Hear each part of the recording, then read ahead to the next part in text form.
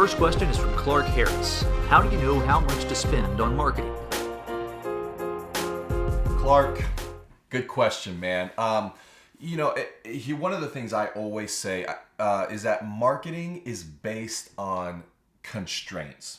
Okay, so it was just literally 3 days ago on the phone having the same conversation with a newer practice because we could spend $250,000 on marketing.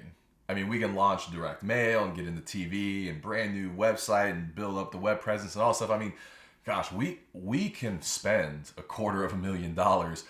But the fact is, marketing is about constraints. And the budget is the biggest constraint, because if you can spend $250,000, then something has to bring it back. Something has to kind of set the limits and go, here's what we're gonna spend. And so, sometimes the biggest one is the budget, but sometimes it's just demographically. Those are great restraints.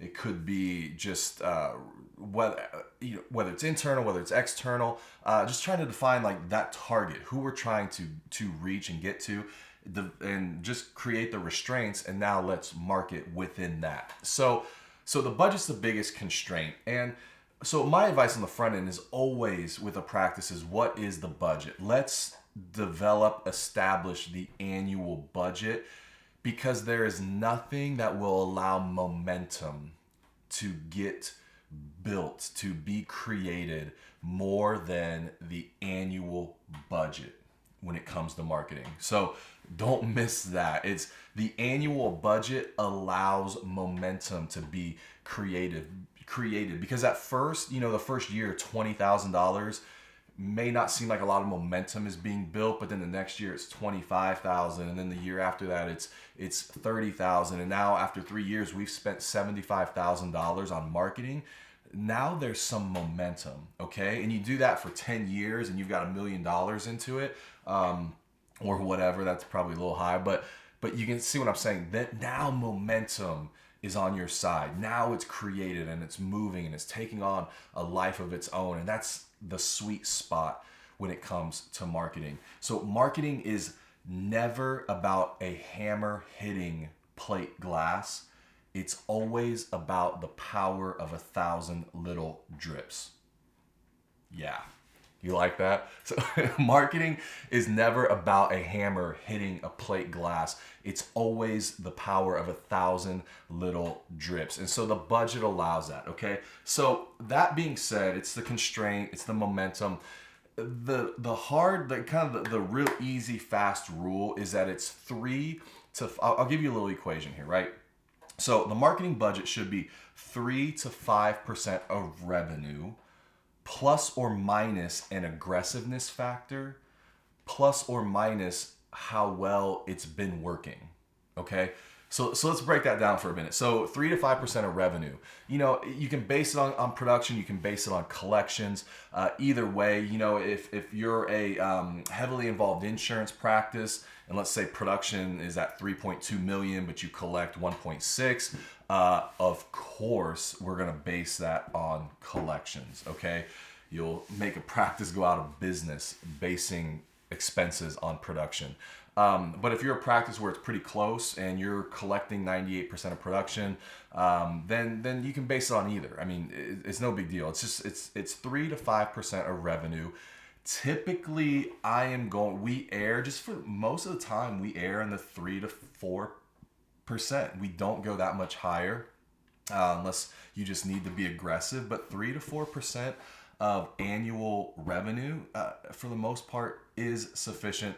And it's a great place to start, okay? Now, plus or minus an aggressiveness factor. How aggressive do you need to be? Is your area ultra competitive? Is it not so competitive?